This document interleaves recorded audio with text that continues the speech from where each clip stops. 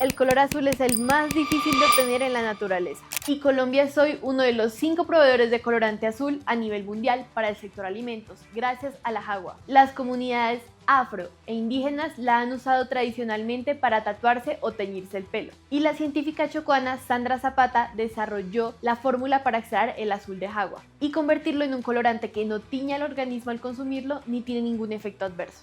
¿Se imaginan la cantidad de emprendimientos que pueden surgir de la naturaleza? Una dice, claro, descubrimos cómo hacer plata con la selva sin chuparla. Pero el problema es que el modelo económico del país está lejísimos de responder a esa realidad. Colombia es el país más biodiverso del mundo por metro cuadrado. En aves y en orquídeas es el que más especies tiene y comparte con otros 8 países la Amazonía, que cubre un 42% del territorio y alberga un 10% de la biodiversidad del mundo. O sea, biodiversidad hay. Lo que no hay es una política fuerte para convertir eso en una economía que le sirva al país, las comunidades y la conservación. El gobierno Petro lideró la creación del Fondo Cali en la COP16 de biodiversidad. Este mecanismo internacional busca que los países que usan información genética digital de la biodiversidad compartan sus beneficios con los países de origen. Era una oportunidad grande para Colombia porque el país tiene una ventaja obvia. Pero ese impulso se perdió. Cuando La Silla le preguntó a la directora de la Oficina de Relaciones Internacionales del Ministerio de Ambiente por el fondo, dijo que no era una prioridad. Dado que el Fondo Cali es un mecanismo internacional, no depende de Colombia su puesta en marcha. Pero Colombia sí puede movilizar a las empresas que están en el país y a los pueblos indígenas que se van a beneficiar de él para que puedan incidir en sus reglas del juego. Y mientras tanto, la plata que Colombia recibe por el uso comercial de su biodiversidad es poquita. Para usar recursos genéticos en Colombia, o sea, información derivada de una planta, hongo o microorganismo, se necesita un contrato de acceso. A corte de 2022 existían apenas 622 contratos vigentes y solo 15 con fines comerciales.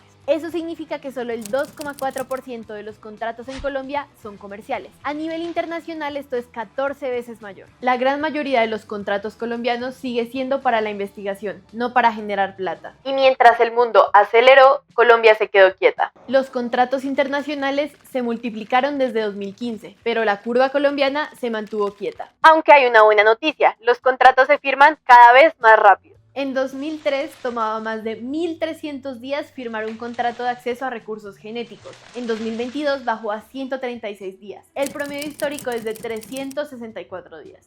Ahora miremos cómo se mueve la plata. Las regalías que Colombia ha recibido en los últimos 10 años por el uso comercial de su biodiversidad no superan los 100 millones de pesos, unos $25.000. Para comparar, India lidera con 34,6 millones de dólares reportados en beneficios monetarios y Costa Rica, con menos biodiversidad que Colombia, en 7 años reportó 5 millones de dólares, 19.000 millones de pesos. Colombia queda tan abajo en la gráfica que casi toca ponerle lupa. Y no es solo por regalías. Colombia también es el país de la región con menor participación de la bioeconomía en su PIB, con apenas el 0,13% frente al 19% de Brasil. La baja participación también tiene que ver con la limitada inversión pública. El gasto en bioeconomía representó en 2024 apenas el 0,04% del gasto del gobierno en temas ambientales. O sea, Colombia tiene el discurso de potencia biodiversa, pero mete en el sector una plática más bien tímida. Y mientras eso pasa, la biodiversidad colombiana sí aparece en la industria global. La Silla identificó 41.556 patentes en Estados Unidos que mencionan especies de la Amazonía colombiana desde el año 2000. El 38% corresponde a la información genética digitalizada. Eso significa secuencias o datos genéticos que pueden usarse sin acceder físicamente a la planta. Es importante aclarar que la mención de especies en una patente no es una medida exacta de su uso.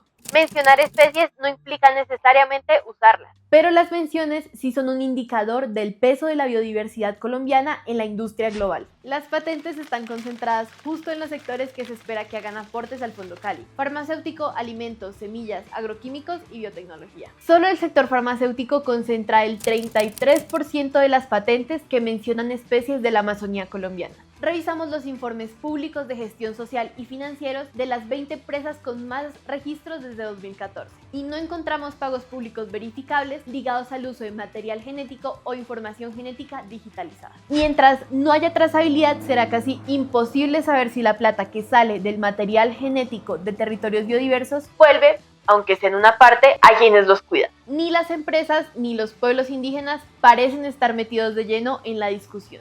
Alejandro Gutiérrez, gerente de sustentabilidad de Natura Cosméticos, dice que el gobierno no los ha convocado a ninguna reunión. Para los pueblos indígenas, quienes en la COP16 conquistaron el derecho de acceder al 50% de los recursos que eventualmente obtenía el fondo, la realidad tampoco es diferente. Lina Arias, asesora de la Mesa Permanente de Concertación, dice que el gobierno no los ha convocado. No han tenido ninguna reunión desde la Semana de la Biodiversidad de Cali en 2025. Colombia fue clave para instalar el tema, pero después se quedó corta en el seguimiento. El Fondo Cali todavía está lejos de implementarse.